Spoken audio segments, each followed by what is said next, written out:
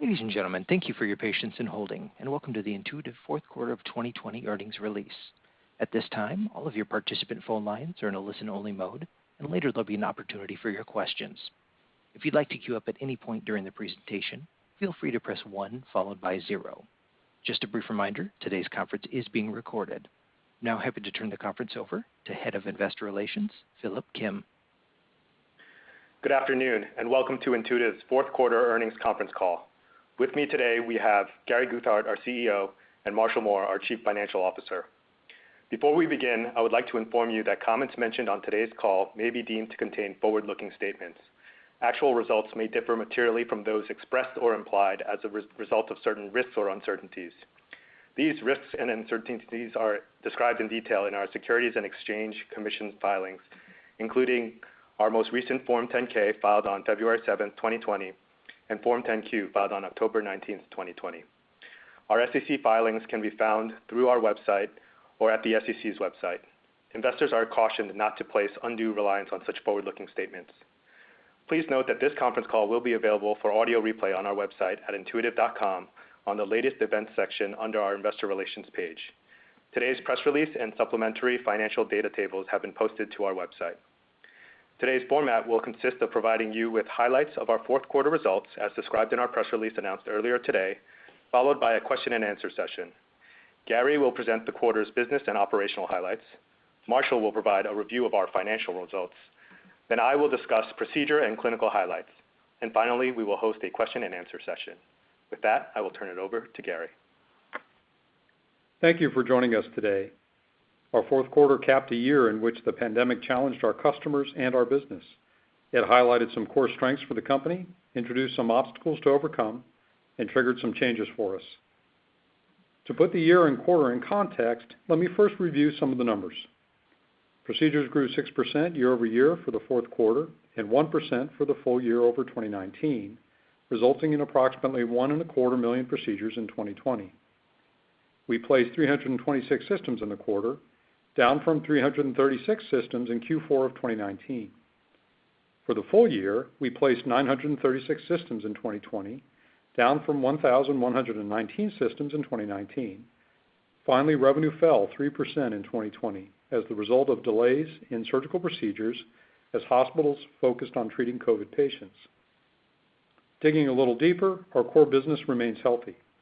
After the first surge of COVID abated during this past summer, our customers returned to more routine use of our systems and solutions. We believe that the Intuitive ecosystem enabled increased access to and practice of high-quality, minimally invasive surgery, which may have helped hospitals conserve valuable intensive care resources during the pandemic. Despite pressure on utilization of our systems due to COVID, our hospital customers continue to invest in building their Intuitive's robotics programs with additional systems, evidenced by a 7% increase in the clinical install base in 2020.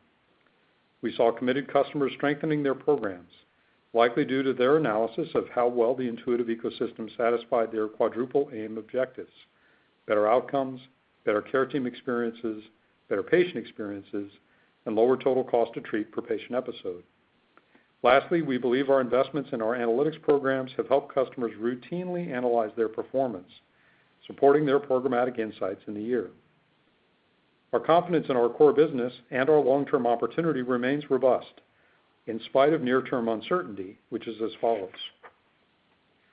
First, the pandemic is resurgent in many regions, powered now by more contagious variants. While hospitals have better protocols to manage patients today than they did earlier in 2020, our weekly surgical data in December 2020 and continuing today shows another clampdown on surgeries. Furthermore, we believe diagnostic procedures are slowing in hard-hit regions. With diagnostic procedures running significantly below pre-pandemic levels, patients and hospitals will acutely feel the impact through disease progression and the more complex therapies necessary when patients do return for care. This delay in diagnostic pipelines will likely take several quarters to resolve, even after the threat of COVID begins to abate. Second, we know that future new capital installs are highly sensitive to utilization rates. Delayed surgeries will also impact the growth of surgical departments, pressuring new system installs until excess capacity is consumed. Third, in countries where the government pays the healthcare bill, budget strain and economic fallout from COVID may impact healthcare spending in new and variable ways in different countries. Lastly, the trend that started prior to the pandemic for increased data requirements and longer clearance timelines from regulators in the United States and Europe for our industry has continued this year. Taken together, these obstacles make predictions for the next several quarters difficult. As I mentioned earlier, 2020 has broadly illuminated some longer-term trends in healthcare that validate our thesis. The increased pressure on healthcare systems to conserve acute care resources for the sickest patients may have accelerated investments that enable patients to get the care they need with fast recovery, minimizing consumption of scarce hospital resources and reducing complications. The compounding value of analyzing real-time data and offline healthcare data to derive insights to drive better care has become obvious this year. Lastly, we saw an acceleration of remote technology used to enable proctoring, learning, and analysis. I've heard it said that in good times, we develop ourselves to become who we want to be, while hard times reveal who we really are. In the year, we set our priorities based on our values. We implemented community relief and customer relief, launched our extended use instruments program, mobilized local and remote training resources to support customers differently, and continued to listen carefully to our customers to best understand their needs. We've seen positive customer response to this approach, which is reflected in our Net Promoter Score. You can find more information on these scores in our J.P. Morgan Healthcare Conference presentation from this month, posted on our website. Over the past several years, we've been building our capabilities in different countries to better serve their healthcare systems. I'd like to take a moment to take you through how we performed outside the United States in the year. Turning first to Asia, our business in Japan is moving beyond urology, given reimbursements for a broad slate of procedures obtained in Japan in 2018 and 2020. Government hospitals in Japan have been conserving resources for COVID care, and the pandemic has introduced noticeable delays as the healthcare system reacts to outbreaks. In Korea, our business continues to be dynamic, with an innovation-oriented customer group adopting new products like our da Vinci SP. In China, we saw accelerated customer acceptance of our partnership with Fosun Pharma and our products, with growth in procedures and the business overall outpacing our pre-pandemic plans. In 2020, China emerged as our number 2 procedure market. Turning to Europe, our team in Germany has had success in engaging larger German hospital groups, with increased system placements broadening our market access. Constraints on elective surgery have been implemented assertively in Germany in light of COVID. In Germany, France, the UK, Italy, and the Nordics, our goals have been to broaden da Vinci use beyond urology. Progress therein has been hampered significantly by COVID. Lastly, we see relatively low public sector reimbursements in Europe for benign procedures. Innovations from Intuitive like da Vinci S and our extended use instruments are providing an option for more price-sensitive customers in these markets. With regard to our innovation and product engines, we spent time walking through our progress at the J.P. Morgan Healthcare Conference this month, and our presentation is available online at our website, intuitive.com. I'd recommend to the interested listener a review of those materials for greater insight into our progress. Summarizing briefly here, we're making good progress in advancing many elements of our ecosystem, including our advanced instruments, deepening our imaging and informatics programs, including our augmented reality program, IRIS, and extending the launches of our new platforms. We grew the install base and procedures for our single-port platform, da Vinci SP. We're focused on advancing clinical indications for SP in several regions, as well as extending its instrument and accessory portfolio. For our flexible robotics platform, Ion, we saw strong clinical results and demand in the year, but met manufacturing and supply performance challenges in the fourth quarter as catheter demand outpaced our forecasting models and the need for important quality improvement implementations and COVID quarantines hampered our production. We are currently shipping Ion product and expect to meet the demand curve in the first half of 2021. Before Marshall takes you through our finances in detail, I'd like to touch on our financial strategy. Our operating model withstood the strains of 2020 well. Starting with our decision several years ago to shift to greater flexibility in system placement models, the incorporation of sales, leasing, and risk-shared models allowed us to meet customers' needs during a disruptive time. Our investments in advanced instruments, including stapling and energy, have been fruitful, with growing revenues, improving margins, and growing customer appreciation for our advanced instruments. We've been investing capital in our manufacturing methods to increase quality and lower our costs, which in turn has allowed us to extend savings to our customers to allow them greater flexibility in deploying our products in more cost-sensitive environments. This has triggered a virtuous cycle that allows us greater volume, which in turn gives us greater ability to invest in higher volume processes. We'll continue to invest in this cycle going forward. We believe we are still in the early innings of a long opportunity to substantially improve the quadruple aim in acute medical interventions using robotics, computing, advanced imaging, and informatics. As a result, we continue to invest in our innovation engines to create and pursue these opportunities. In closing, our priorities for 2021 are as follows. First, we'll support our customers' recovery of surgery during and post-pandemic. Second, we'll focus on outstanding regional performance. Third, we'll advance our priority programs and launches, SP, Ion, imaging, and analytics, including new indications. And finally, continued expansion of clinical, economic, and analytical evidence base for key procedures and countries. I'll now turn the call over to Marshall, who will take you through financial matters in greater detail. Good afternoon. I will describe the highlights of our performance on a non-GAAP or pro forma basis. I will also summarize our GAAP performance later in my prepared remarks. A reconciliation between our pro forma and GAAP results is posted on our website. Revenue and procedures are consistent with our preliminary press release of January 13th. Key business metrics for the fourth quarter were as follows. Fourth quarter 2020 procedures increased approximately 6% compared with the fourth quarter of 2019 and increased approximately 10% compared with last quarter. Fourth quarter system placements of 326 systems decreased 3% compared with 336 systems last year and increased 67% compared with 195 systems last quarter. We expanded our install base of da Vinci systems over last year by 7% to approximately 5,989 systems. This growth rate compares with 8% in the last quarter and 12% last year. Utilization of clinical systems in the field, measured by procedures per system, declined approximately 2% compared with last year and increased 8% compared with last quarter.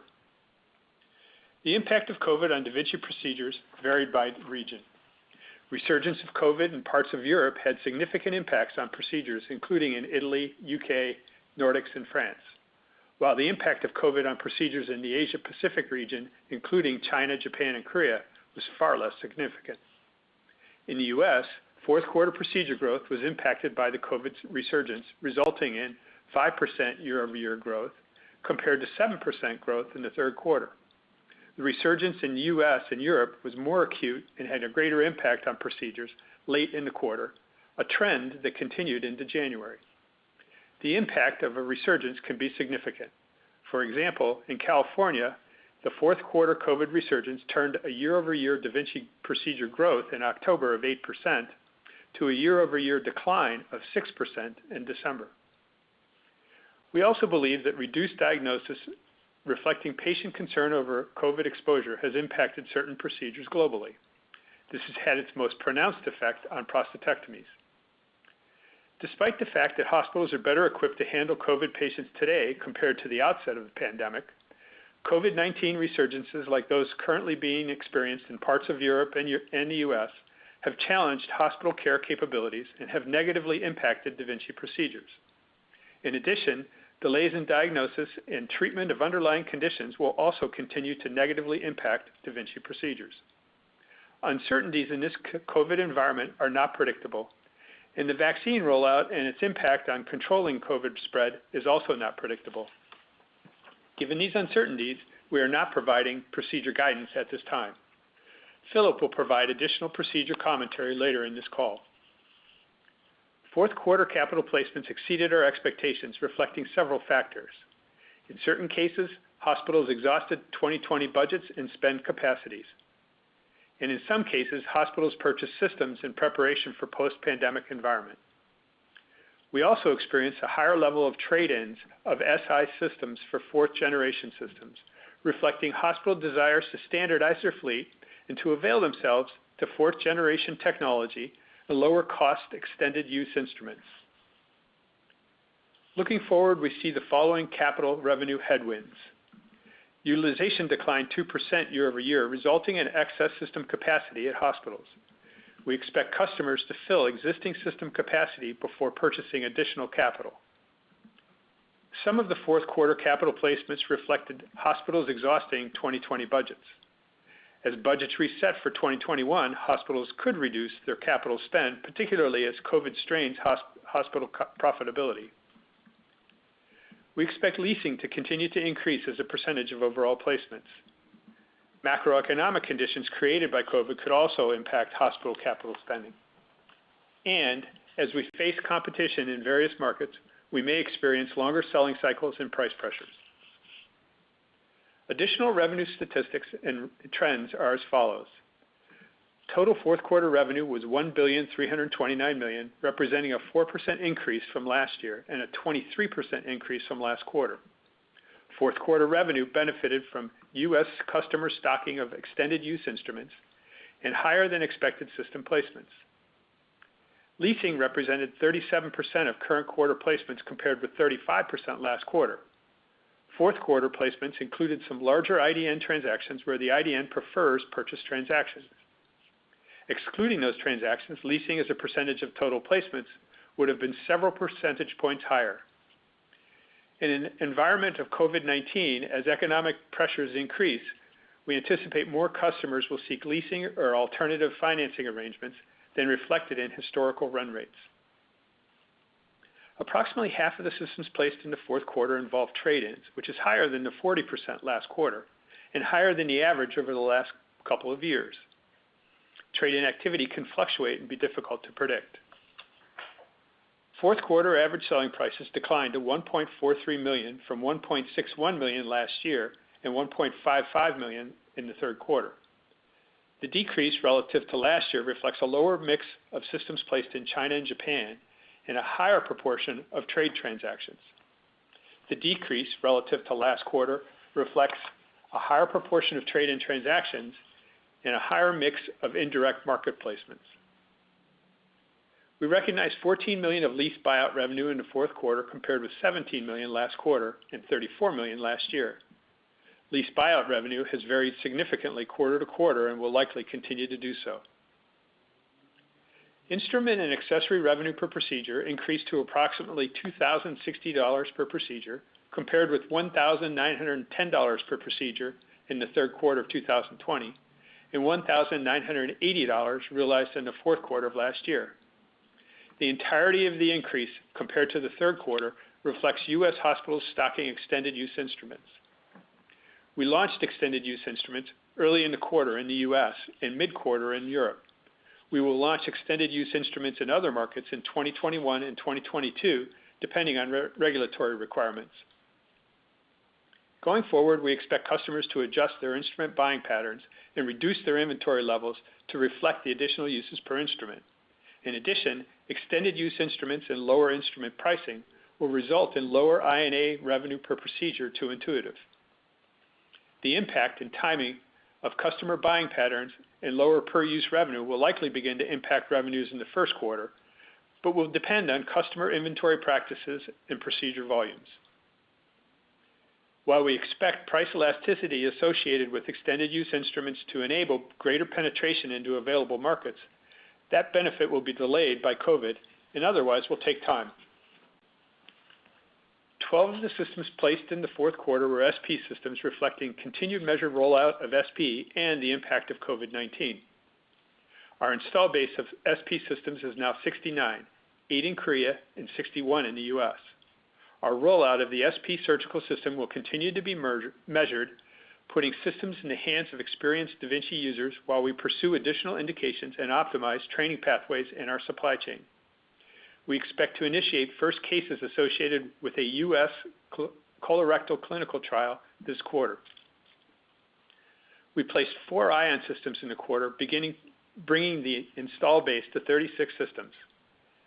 Ion system placements and procedures are excluded from our overall system and procedure counts. Ion system placements were affected by supply chain issues described by Gary earlier in the call. We expect to remediate these supply issues in the first half of 2021.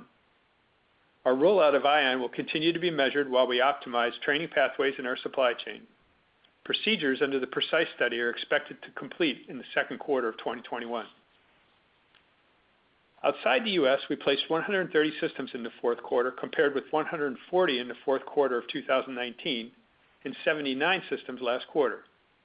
Current quarter system placements included 54 into Europe, 22 into Japan, and 13 into China, compared with 54 into Europe, 26 into Japan, and 39 into China in the fourth quarter of 2019. System placements into China in the fourth quarter of 2019 were higher as hospitals accelerated tenders in anticipation of the possibility of higher tariffs. Moving on to gross margin and operating expenses. Pro forma gross margin for the fourth quarter of 2020 was 69.7%, compared with 72.2% for the fourth quarter 2019 and 70.2% last quarter. The fourth quarter of 2020 included higher period costs associated with lower production and higher excess and obsolete inventory charges. The decrease relative to the fourth quarter of 2019 reflects higher period costs associated with lower production, higher excess and obsolete inventory charges, and lower system ASPs. As revenues are pressured by COVID-19, production levels may operate at below normal levels, which may result in higher labor costs and under-absorbed overhead and reduced product margins. In addition, product and customer mix fluctuate quarter to quarter and could cause fluctuations in gross margins.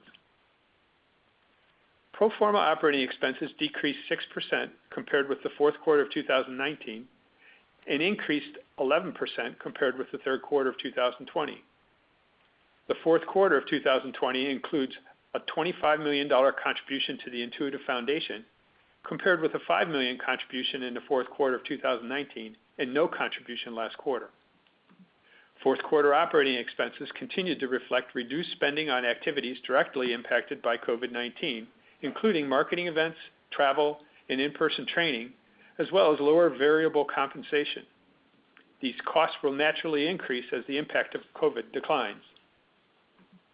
We continue to believe we have a unique opportunity to expand the benefits of computer-aided surgery and acute interventions around the world, and will continue to invest in the business for the long term.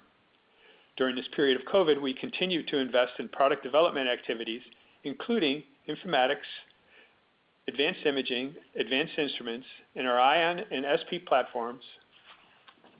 Accordingly, you should expect the growth rate of R&D expenses in 2021 to significantly exceed the 2020 growth rate. We expect the growth rate of SG&A expenses to also increase significantly in 2021 compared to 2020. SG&A spending can be categorized into as follows. Investments in OUS markets will increase over 2020 spend as we expand our capabilities and investment in clinical data. Variable compensation will increase over 2020 as we reset goals and targets. Core spending on resources and infrastructure will increase over 2020 to prepare for a post-COVID environment. Spend on activities impacted by COVID like travel, marketing events, and in-person training will increase as the impact of COVID declines. Our pro forma effective tax rate for the fourth quarter was 20.7%, compared with our expectations of 20 to 21%, primarily reflecting the geographic mix of income. Our actual tax rate will fluctuate with changes in the geographic mix of income, changes in taxation made by local authorities, and with the impact of one-time items. Our fourth quarter 2020 pro forma net income was $436 million, or $3.58 per share, compared with $426 million, or $3.48 per share for the fourth quarter of 2019, and $341 million, or $2.77 per share for last quarter. I will now summarize our GAAP results. GAAP net income was $364 million, or $3.02 per share for the fourth quarter of 2020, compared with GAAP net income of $363 million, or $2.99 per share for the fourth quarter of 2019, and GAAP net income of $317 million, or $2.60 per share for last quarter.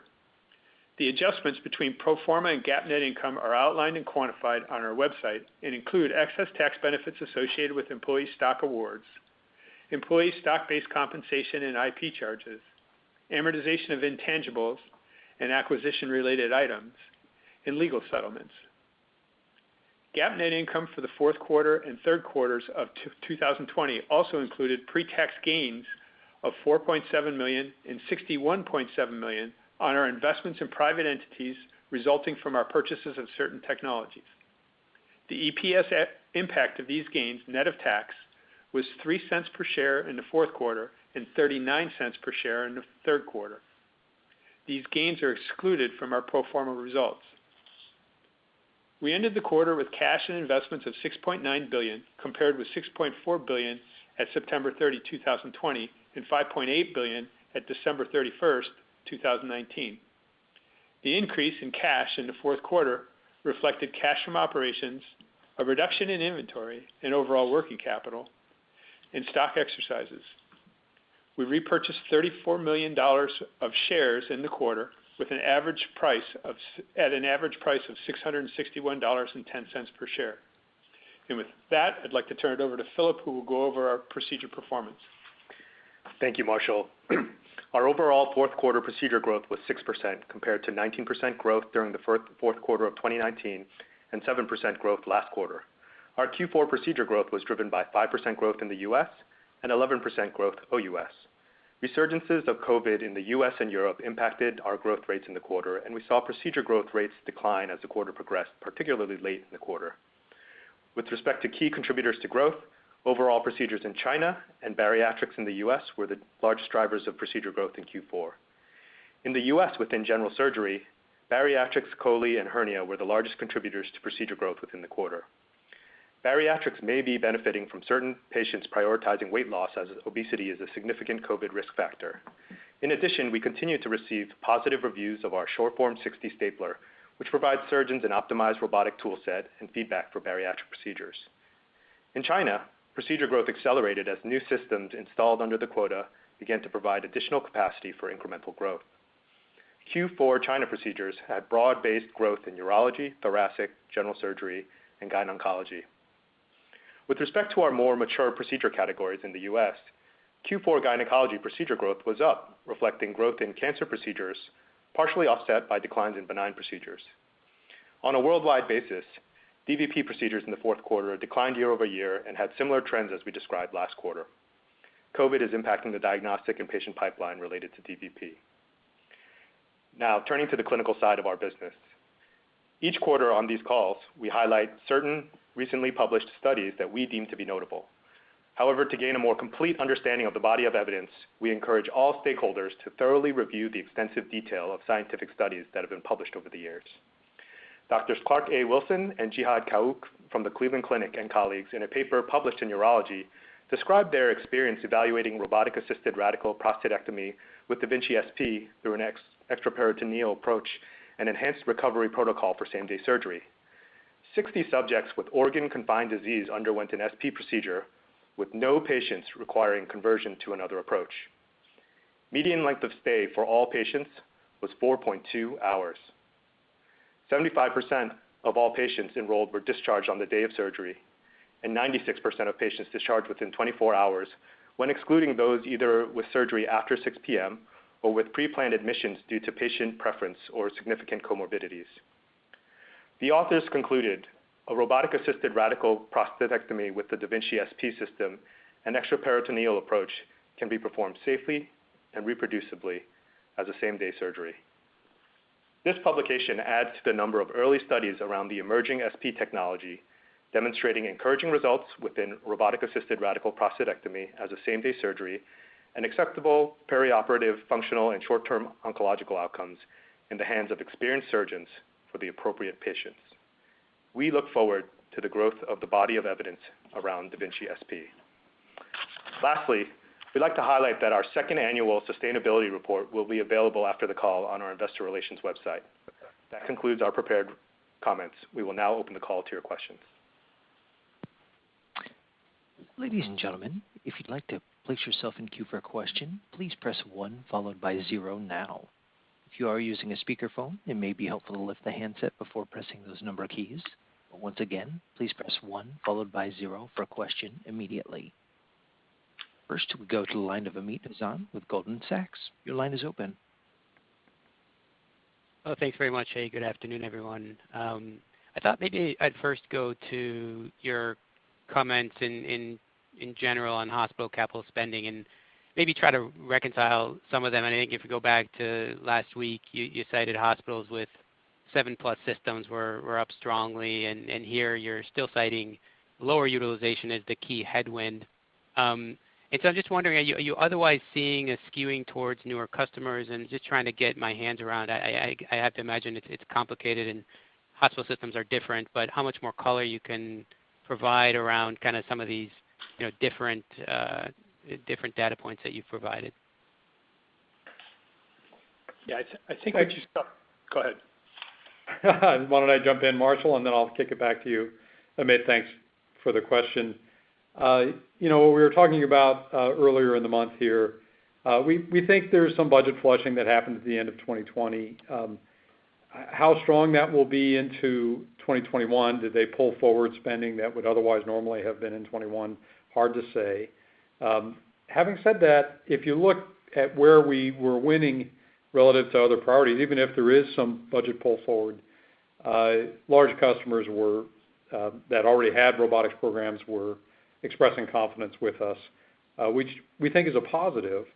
The caution we're sending you now in this call is just that over time there'll be an equilibration, which is there's some excess capacity in the field because COVID is suppressing procedures, and at some point COVID will lift and that capacity will be absorbed.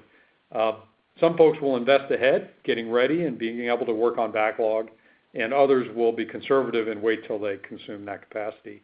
Forecasting that is hard, and so that's how we're trying to help you navigate through this. But Marshall, please clean up anything that you need to in that answer. Nope, you hit it perfectly. Okay. And as my follow-up, and then separate on data and digital engagements to date, again, kind of going off of a comment you made last week, just hospital analytics, and you talked about the 350 hospitals, 690 engagements.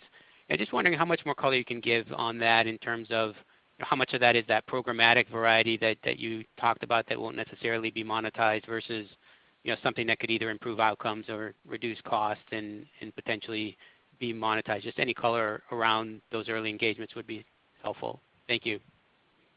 Yeah, thanks for the question. When we're talking about what we shared with you in the talk at JP Morgan, most of that is programmatic analysis, and it's not so much something that we think is going to be revenue generating directly. We think that it illuminates the value of our ecosystem and strong Da Vinci programs, and that is a benefit to us. It increases the stick rate, allows people to see in a verifiable way within their own data sets the value they're bringing. It gives them action plans to find opportunity for standardization and other kinds of efficiency improvements. So it's of high value to the customer and high value to us. Some of the other things that we've shared with you, for example, Iris, those things are something that we'll collect revenue for. They probably won't become huge revenue arms in and of themselves, but they bring value on a per case basis, and it's something that we can talk to the customer about in terms of value creation there. They also strengthen the ecosystem.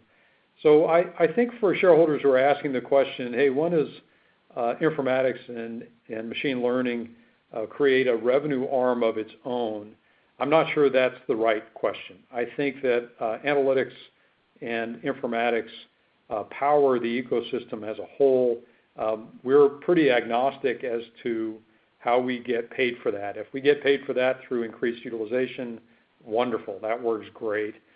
We look at the cost to develop those programs and kind of overall their contribution to our financial health, but we don't have to charge for them individually if that's not how a customer wants to pay for it. Let me turn it to you, Marshall, and any color you want to add. No, I think that's right. I think that we look at it as the opportunity to increase the ecosystem and to expand our base and/or accelerate adoption. Thanks, Amit. Next, we have the line of David Lewis of Morgan Stanley. Your line is open. Great. Thanks so much for taking the question. Marshall, I appreciate we don't have guidance, and I appreciate your commentary on spending levels for 21, but as I'm sure you appreciate, without revenue figures, those are kind of hard numbers to put in context. So I was wondering if you'd help us out a little bit more. I mean, is the right messaging here that OpEx growth in 21 is going to go faster than whatever the sales growth rate is? Or asked the kind of same question a different way. I mean, SG&A for the last several years has grown in line with revenue, and R&D has grown, kind of 2x revenue growth rates. Are those the type of any of those parameters you would kind of give us any visibility into? Be super helpful. Then I got a couple follow-ups. It's a good question, and I am empathetic to the fact that we aren't giving you revenue guidance, and so it's hard to put those numbers in context. However, it really does come down to that the impacts of COVID are really pretty unpredictable, and so if COVID wanes quickly, then I think the spend we're talking about might match up better with a revenue increase. But I got to tell you, the point of the reason I pointed this all out in terms of the increases in expenses, that we were able this year. We saw a long period where COVID impacted us, and we some of the variable expenses I outlined came in pretty low relative to what they historically had been, and those will increase as COVID goes away. But in addition to that, there are other expenses that we will continue to spend. There will be increases regardless of what happens to COVID. I think we want to continue to invest in the R&D areas that I mentioned, and we want to, because we see that there's a real opportunity to continue to expand our marketplace and to expand penetration in the long term. And so we're going to increase those costs.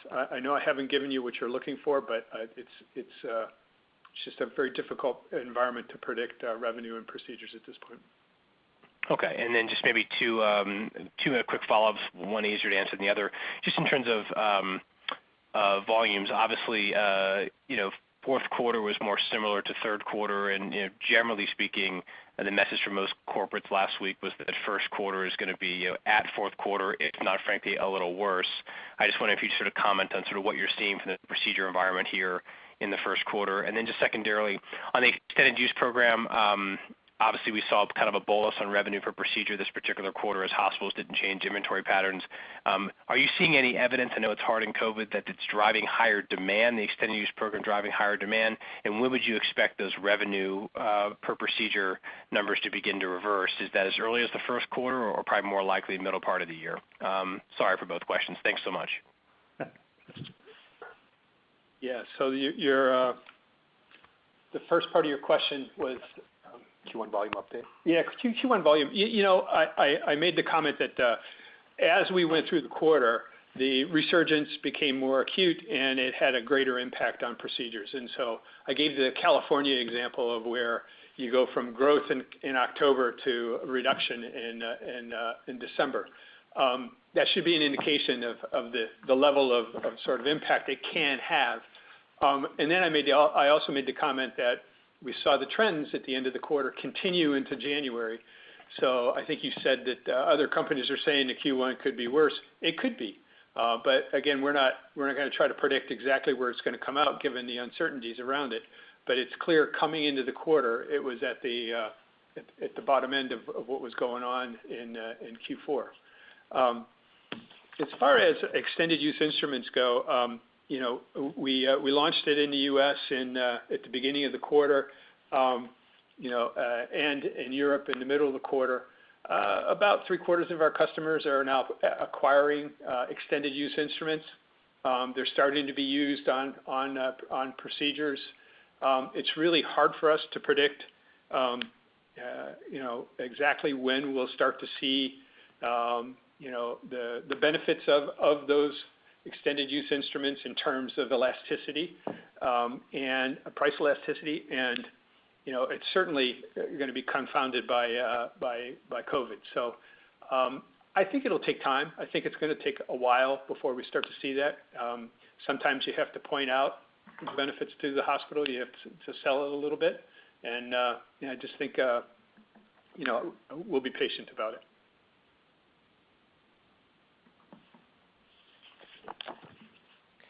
Next, we have the line of Bob Hopkins at Bank of America. Your line is open. Oh, great. Thanks, and good afternoon. Gary, I wanted to get your opinion on two geographies, if okay. First, on the U.S., just curious, do you think that perhaps by the second half of this year, there's a chance, based on everything you're seeing, that we could be close to a normal level of surgical procedure volumes in the U.S., or given what you're seeing on the diagnostic side and the slow vaccine rollout, that's more likely to be a 2022 event? And then I'd also love to get your opinion on China and the durability of the phenomenal growth you appear to be having here of late. Hey, Bob. On the first one, the U.S., I won't predict for you, but let's talk about the puts and the takes, the things that are going to be the push-pull about it. Clearly, hospitals want to get back to treating patients who are non-COVID patients. There's a demand and a desire to do that. It takes a couple of things. One is that resources get freed up from treating COVID patients to allow them to treat other things. And some of that is ICU resources, and a lot of it is staff. So as COVID surges go, so does access to that set of resources. Your tracking and analysis is as good as ours in terms of looking at how well the vaccine is going to go out and what the COVID numbers might be. So I think that's a large part of it. In terms of the diagnostic pipelines, kind of the same thing. I think everybody wants to get patients back in to get diagnosed. We think, a backlog that's been building for surgical patients as the surge happens. And then you have this longer backlog of folks who have been foregoing normal checkups, whether it's colonoscopies or PSA screening or what have you, that will start coming back in. And of course, disease doesn't take a holiday. And as a result, those things will be more advanced when they're caught. We've seen this before. We've been in this movie when we saw changes to PSA testing recommendations. That will, again, create a backlog, but it'll take longer for it to realize and longer for it to process through. I don't think it's going to drive substantive share shifts between treatment modalities. I think it's going to be hard on patients as they go through that. And that'll provide a headwind for us, certainly in 2021, and then tailwinds thereafter as those folks are diagnosed and come back into the pipe. So that's kind of where I see the U.S. Moving to China, long term, we're quite excited. Pretty clearly, Chinese patients are interested in high quality care. Chinese surgeons are quite interested in robotics and in Da Vinci, and our partnership with Fosun and the joint venture is going well for us. So in the near term, that feels great, and I think there's a lot of strong underlying interest. As we've talked about before, the medical marketplace in China is complicated. Right now, systems are under quota, centrally managed quota. We see changes occurring in the Chinese regulatory environment over time as CFDA implements new policies and processes. And we see that there are Chinese companies that are interested in this opportunity and are pushing hard to field competitive systems. So we are committed long-term to China. I think it's going to be a strong demand market and a bouncy, sometimes turbulent marketplace due to policy changes and some of the central controls that are in place. We'll keep you updated as we get more clarity there. Great, thank you. I'll leave it at that. Thanks, Bob. Next, we have the line of Larry Biegelsen, Wells Fargo. Your line is open. Good afternoon. Thanks for taking the question. I'll just ask one multi-part question on ION. I'm just curious to know kind of what comes next here. You talked about the precise data completing enrollment, I think, in the second quarter. Should we assume that we see that data, in 2022? Is there any update on Ion in China? And then, your competition has talked about indication expansion beyond lung bronchoscopy. Any color or you're willing to share there? And just lastly, adding a therapeutic, capability to Ion. So basically, the roadmap here on Ion. What can we expect maybe going forward here? Thanks for taking the question. All right. Thanks, Larry. Philip, I'm going to turn to you on the precise trial timing, and then I'll take it from there. Yeah, with respect to when you might hear some data, it is a fair assumption to expect to hear something in 2022. We haven't been more specific beyond that, Larry. With regard to future indications, right now where we're at with Ion, our commercial teams and our manufacturing operations teams are tightly focused on supplying and performing in the diagnostic bronchoscopy market, our first indication. Clearly, Ion is a platform technology, and we're excited about it. That said, I'd remind everybody we are in early innings. All of us, the entire field, is in early innings with regard to bronchoscopy. Our clinical results there are outstanding. I think that they are market leading relative to competitors, any of the competitors. And we want to fulfill that market. We want to satisfy those customers. That means satisfying them in terms of quality and demand and shipments and so on. We think there are longer term applications beyond bronchoscopy and beyond diagnostics, and we're working on those. We are working on ablation technologies and some other things. We're not ready to speak publicly about where we might go next for a couple of reasons. One is we're still in the very earliest innings about making bronchoscopy a reality, and two, for competitive reasons, we're not ready yet to describe what we intend to do next. In China, Gary? On the China front, we of course have the joint venture with Fosun. We are working through pathways for Ion in China. We think there's a market there. I would advise folks that the Chinese regulatory system and CFDA handles Gen 1 products pretty differently than FDA does in the U.S. And as a result, you want to see a little greater maturity in your product line before you go broadly there. So we're working through that with our JV and also with the Chinese regulators. When we have some timelines for you, we will describe them, but we remain active and interested. Thanks so much.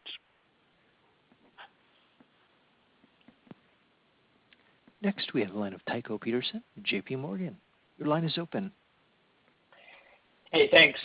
Gary, you mentioned no kind of shift in treatment modalities, so I assume the deceleration doesn't imply any kind of share loss to laparoscopic. But as we think about coming out of the pandemic, the other side of it is you highlighted remote technology for monitoring, proctoring, and analysis. Are there structural changes here you think coming out of the pandemic that could drive faster adoption of robotics? I believe so. Now this is, the right answer is we'll see. Time will tell. But there are some encouraging anecdotes, and they're anecdotes. One is, I think folks are realizing that a lot can get done without jumping on planes, and that's true for surgeons. And one of the things that our teams have done beautifully this year is to more fully digitize and regionalize training. That has been great. So forward deployment of training and greater use of digital tools, that will continue. And I think the acceptance of that is increasing. It's also accelerated remote proctoring, as you've said. So I think that has been a positive for us and something that we had, thankfully, made some investments in prior to the pandemic. The second part is I think that people are seeing changes in resource consumption, days in the hospital, ICU time, patient comfort at being housed in hospitals in the pandemic has declined. And I think that will be durable. I think even after COVID rates start to drop, I think folks thinking that sitting around a hospital isn't a great idea and using ICU resources when you don't have to isn't a great idea. And I think we see that folks are saying, hey, really high quality, minimally invasive surgery done well. And by the way, having the analytics to back that up is going to be appreciated and maybe an accelerant. So I am cautiously optimistic that some of the trends we're seeing in terms of what recovery might be are going to be real positive for Intuitive. Another thing you highlighted at the conference was the regulatory, requirements and timelines for the industry keep increasing. I know that's something you've been talking about for a while, but as we think about, the roadmap here for SP, the IDE trial for colorectal, have the timelines gotten pushed out further in your view, given the regulatory burden, or is this kind of in line with what you've been talking about for a while? Yeah, I think we're starting to see the contours of the regulation side in the U.S. stabilize. So it's stabilizing at a requirement level that's greater than it was in years past, but I don't think it's continuously moving. That's been good. I think the thing that's challenged some timelines for us and others is COVID. If your clinical trial sites are having to manage COVID as well as whatever your clinical trial is, that can put pressure on you. That's kind of a near-term thing. I think longer term, the question of what does this do if clinical trial requirements and general data requirements in the U.S. and Europe for computer-aided systems and robotics have become greater, what does that imply? And it probably implies a couple of things.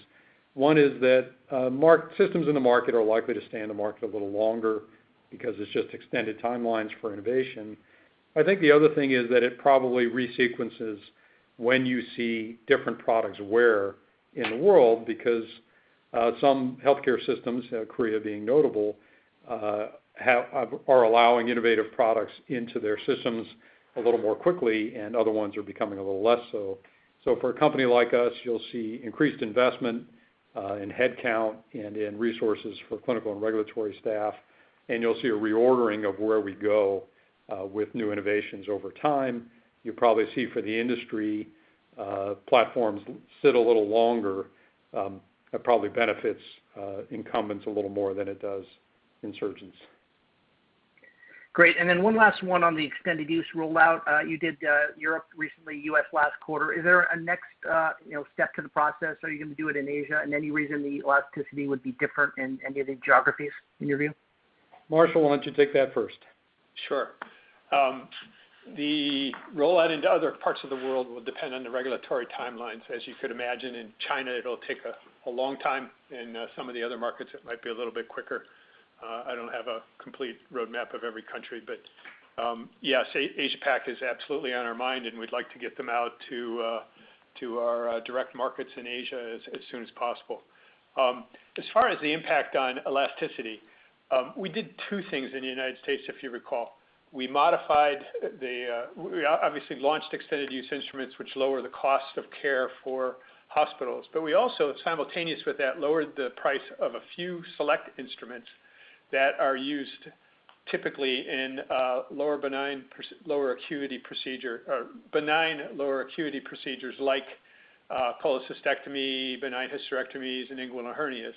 And then in totality, then the use if you look at an instrument set that might be used in cholecystectomies, then the cost is competitive with other minimally invasive approaches. In each country, we have modified the pricing differently, and we're targeting those procedures that are pressured by reimbursement. So you can't kind of peanut butter spread the comment of what elasticity will do in the United States will happen in the other countries. But we are targeting specified procedures in each of those countries where reimbursement is stressed, and we believe we provide value. And we'll see. We believe that we'll create some elasticity in each country. It'll just vary in terms of magnitude. Okay, thank you. Next, we have the line of Richard Newitter of SVB Leerink. Your line is open. Hi, thanks for taking the questions. If I could just start off on, the competitive landscape, Gary. Any comments you could offer on, internationally, any competitors that are on the market and what you're seeing out there relative to kind of what you would have expected? And then in the U.S., just in light of some updates from mainly competitor J&J recently this fall, provided an update on the feature set and any thoughts you would care to offer on where they're going to be, trying to compete, particularly on kind of extra robotic arms, et cetera. Sure. Just speaking to the international side, The first thing I'd remind everybody is it's not really a robot versus robot question for customers. It's really a robotically enabled ecosystem that drives outcomes versus a robotically enabled ecosystem that drives different outcomes. It's programmatic versus programmatic. So each of these, when they come out, you kind of look at it and say, okay, what's the robot capable of? Do they have the instruments, the accessories, the imaging systems, the advanced tools that are required, some of the software and analytic capabilities, training capabilities, and so on. And you see a pretty different skill set and capability out of each of these ecosystems. And that's true as well for some of the bigger competitors that are domestic. So that's how we think about it, and I think that's how customers, by and large, will think about it. There'll always be some customers who are interested in trialing and seeing what's capable out of something new, so I'd expect that. Nothing architecturally that I've seen of any of them, including the most recent announcements, has surprised me. I think we've seen a lot of these ideas. We've trialed personally a lot of them inside the company. And so I think time will tell. We have made the trade-offs we've made for a reason based on evaluation, building product, and kind of scientific method. And I think that customers will evaluate those trade-offs over time.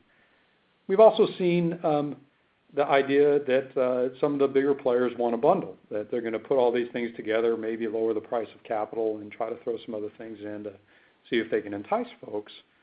And I think the way I'd ask customers and shareholders to think about it is bundling makes sense if the underlying products are commodities. If everybody is selling 2-ply toilet paper and one brand is not that different than the other, it's all fine. But that's not where we are. Robotic systems and the instrumentation and the imaging systems are not commoditized. And as a result, there'll be strong differences in how they're used and what the outcomes are. And in that regard, I think that's what we'll point our customers to and our sales force to understand as these different things come out.